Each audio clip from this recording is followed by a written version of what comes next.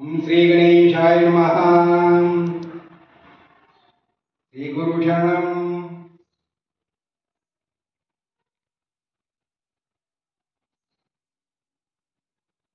अमृताचे सागरी देहात्मयाची बुडी हे सामर्थ्याची थोडी चुनई घेतरिया सामर्थ्य वाढव।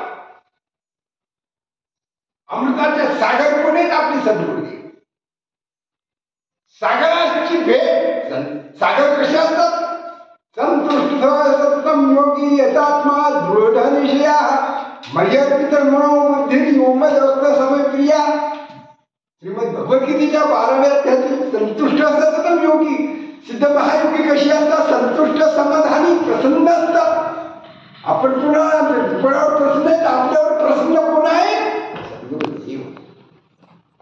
सद्गुरुदेव जर मुमुक्षु साधकांवर प्रसन्न असतात, मुमुक्षु साधकांचं कर्तव्य आहे ना आपले सद्गुरुदेव संतुष्ट सिद्ध महायोगी सत्पुरुष सिद्ध महायोगी आपले सद्गुरुदेव परब्रह्म स्वरूपाची प्राप्ती करून देणारे, ब्रह्मसिंहासनावर बसविणारे, ब्रह्मपदावर बसविणारे आपले आराध्य देव ब्रह्मद्वार ब्रह्मनिष्ठ श्रोत्रिय ब्रह्मनिष्ठ आपले सद्गुरुदेव आहेत ना।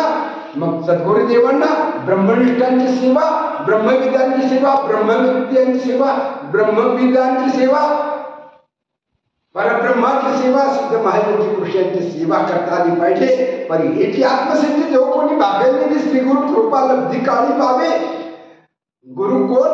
दैव सद्गुरु यांनी दारिलो संसार विशेषमत्या अत्यादरू विवेकावरी आपला विचार जागृत करणारे, विचार देणारे संत महात्मे सिद्ध योगी सद्गुरुदेव आपल्याला विचार देत असतात। आपल्याला संसार समुद्रातून भवसागरातून तारून देत असतात। पहिलं तीरावर इहलोकातून पहिलं तीरावर नेत असतात, मार्ग दाखवित असतात। आपल्या जीवनाची सोय, जीवनाचा आधार आपले सद्गुरुदेव असतात। ब्रह्मज्ञानी ब्राह्मण कोण?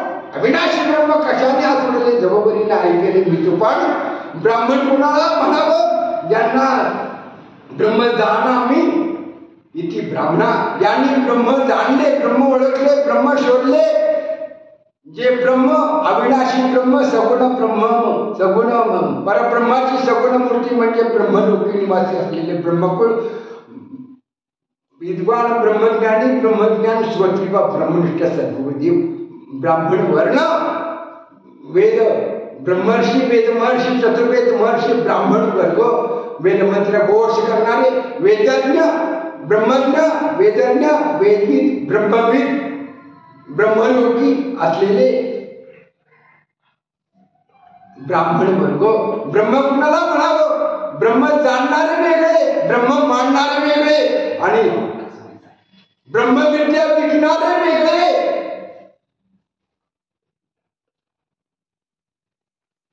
आणि ब्रह्मज्ञान विकणारे वेगळे, सर्व नाश करून घेणारे ब्राह्मण नसावं। ब्राह्मणाने वेदमंत्र विकू नये, आत्मनाश होतो। ब्रह्मविद्या विकू नये, दक्षिणा ठरवून ब्रह्मकर्म करू ते ब्राह्मण पदाला शोभेवंत नसतात।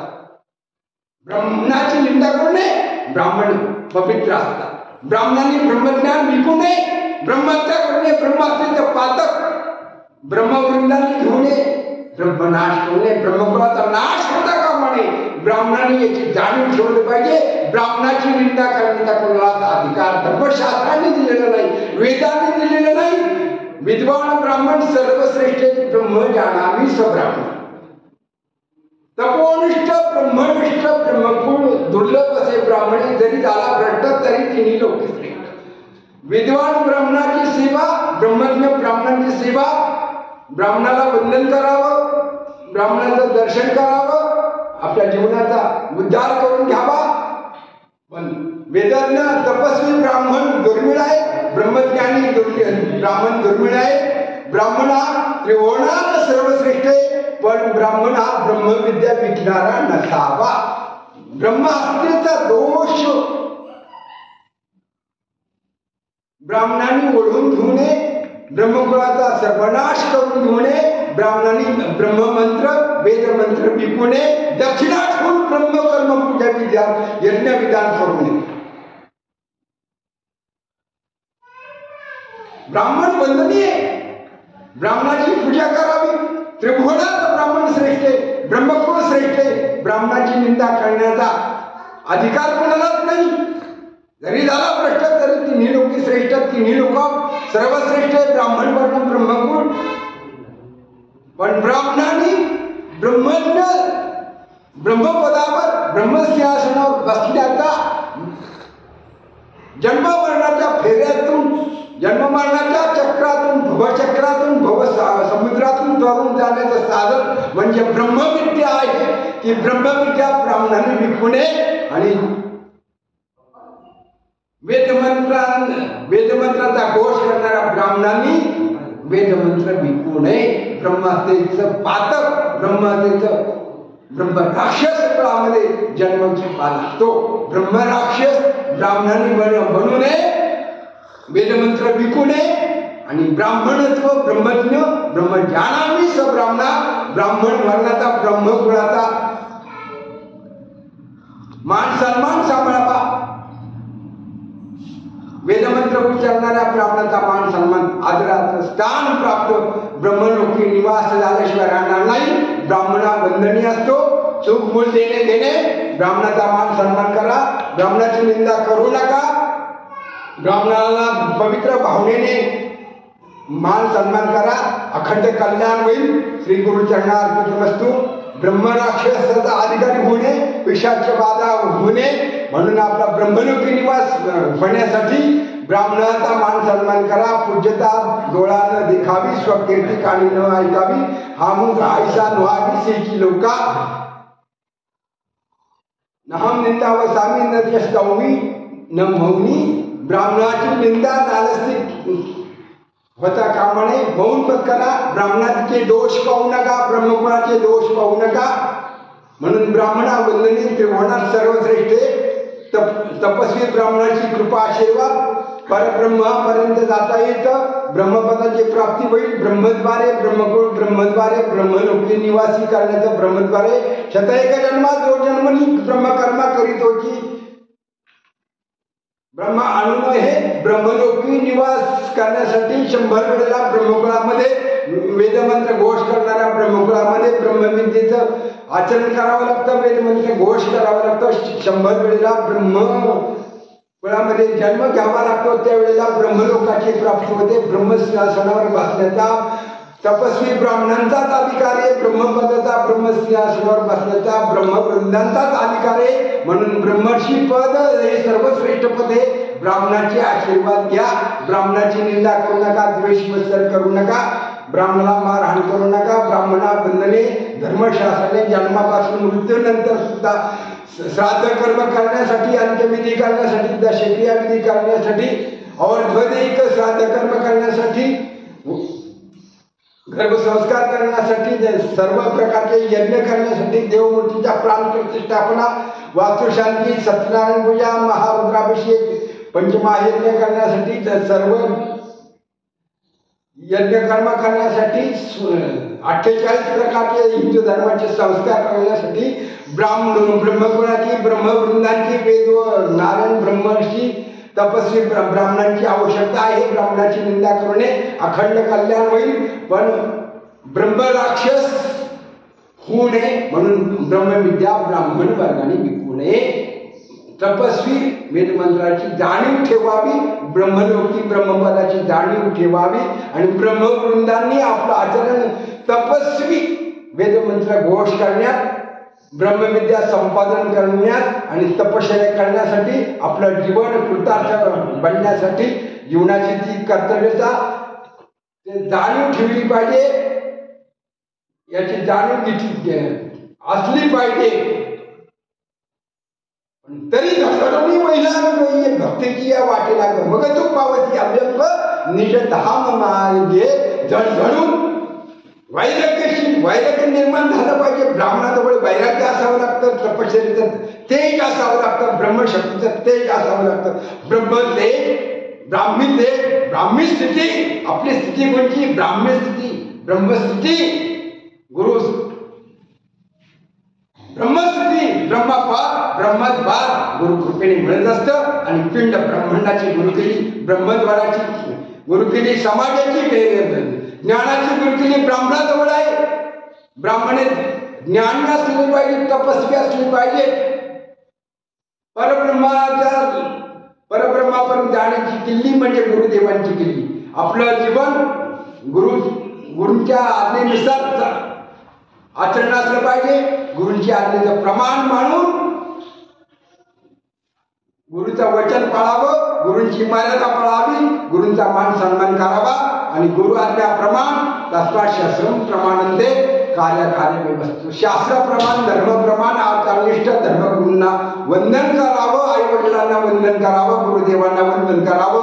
आचरण आपलं पवित्र ठेवावं. परब्रह्माची प्राप्ती झाल्याशिवाय राहणार नाही. आपल्या जीवनाचा उद्धार झाल्याशिवाय राहणार नाही. आपल्याला आनंदाची प्राप्ती दयाजनी उजाळे उघडते बुद्धीची डोळे जीव दोंदावरी डोळे आनंदाची या.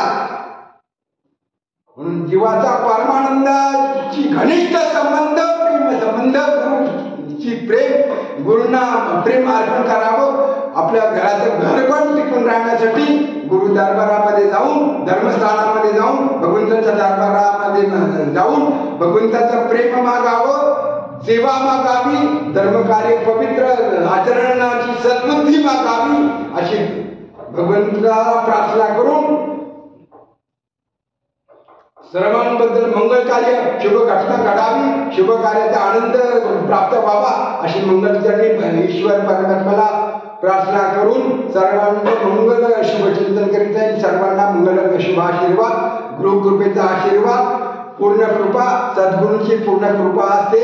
सद्गुरूंनी पूर्ण कृपा केली, निज वस्तू दाविली माझी मज माझी सुखमद दाविली डोळा जली प्रेम कळा ज्ञानमुद्रा डोळ्यांचा डोळा उघडला गेली लेव विले लेणे आनंदाची नामा म्हणली की सापडली सोय विसंबीना पाय खेचराचे. आपले सद्गुरूंचे चरण, सद्गुरूंच्या चरणाला विनमुख होणे, सद्गुरूंच्या चरणाचं वंदन करावं, गुरुदेवांना वंदन करावं, गुरूंचं ध्यान करावं, गुरूंची आज्ञा प्रमाण मानावी, गुरूंचा आशीर्वाद द्यावा. श्री गुरुचरणार्पितमस्तु. श्री गुरुदेव दत्त सद्गुरु दत्तात्रेय भगवान की जय. ओम शांती शांती शांती. ओम श्री कृष्णार्पणमस्तु. श्री गुरुचरणार्पितमस्तु. अखंड कल्याण सर्वांना आनंदाचे मंगलकारक शुभ आशीर्वाद. गुरुपौर्णिमा सर्वांना सुख शांतीची, दुःख निवृत्तीची, आनंदाची, समाधानाची जावो ही गुरुपौर्णिमेची मंगलकारक शुभ आशीर्वाद. अखंड कल्याण सर्वांना आनंदी आनंद मिळो, लाभो आणि घराला घरपण येवो. घराचं घरपण प्रेमसूत्र अडीच अक्षराचं परस्परांचं, गुरुभक्तांचं, देवभक्तांचं, गुरु शिष्याचं प्रेम, माता भगिनी पती पत्नीचं प्रेम, आई वडिलांचं प्रेम, भावा भावांचं प्रेम, बहिणी बहिणीचं प्रेम, बहीण भावाचं प्रेम सर्वश्रेष्ठ आहे. म्हणून प्रेमसूत्र एकच, हे अडीच अक्षराचं घनिष्ठ संबंध घराला घरपण आणणारं, घर टिकून राहावं. घर हे निवासी स्थान, ब्रह्मस्थान आहे, विश्रांती स्थान आहे, सुखस्थान आहे आणि आनंदाचं स्थान, आनंदाचा सागर. आपलं निवासी घर कसं असावं कृतज्ञ भावाने. आणि घराची मर्यादा, आज्ञेची मर्यादा, वचनाची मर्यादा, नातेवाईकांची मर्यादा, प्रेमाची मर्यादेचं उल्लंघन करता कामा नये, वचनाचं आज्ञेचं उल्लंघन करता कामा नये. आणि वादविवाद रहित, कलह रहित, आनंदाने घर भरलेलं असावं. आणि भगवंताचं वास्तव्याने घर भरावं. साधू संतांच्या आगमनाने, कृपाशीर्वादाने घर आनंदाने भरून जावं. घराचं घरपण प्रेम घनिष्ठ प्रेमसूत्र प्रत्येकाने सांभाळावं. घराची चौकट म्हणजे गृहलक्ष्मी असते. घर स्वच्छ असावं, पवित्र असावं आणि मंगलकारक असावं. शुभ संकल्प केले पाहिजेत, शुभ कार्य केलं पाहिजे. आणि आदरातिथ्य साधू संतांचं, महात्म्यांचं, आई वडिलांचं, धर्माचं, अतिथी धर्माचं पालन करावं. कोणाला दुःख देऊ नये, परस्परांना प्रेम द्यावं, आनंद द्यावा, सुख द्यावं आणि सर्वांचं मंगल चिंतन करावं. अशुभ घटनेचं चिंतन करू नये, नेगेटिव्ह विचार करायचे नाही, सकारात्मक पॉझिटिव्ह विचार करायचे, शुभ संकल्प करायचे आणि ब्राह्मी मुहूर्तावर उठून सर्वांनी भगवंताचं ध्यान करावं, देवपूजा करावी, तुळशीला दिवा लावावा, तुळशीची पूजन करावे. दिवा आत्मा हे दिव्याचं आत्मा हे प्रतीक आहे. दीपपूजन करावं, घराचं घरपण टिकून ठेवावं, अखंड कल्याण होईल. देव भाग्याने परिपूर्ण देव आपल्या घरात आहे, हृदयात आहे. हृदय शुद्ध असावं, मन शुद्ध असावं, अंतःकरण शुद्ध असावं, सत्कर्म करावं आणि शुभ संकल्प केले पाहिजेत. आनंदी आनंद होईल. श्री गुरु चरणार्पितमस्तु. शांती शांती शांती. आनंदी आनंद होईल.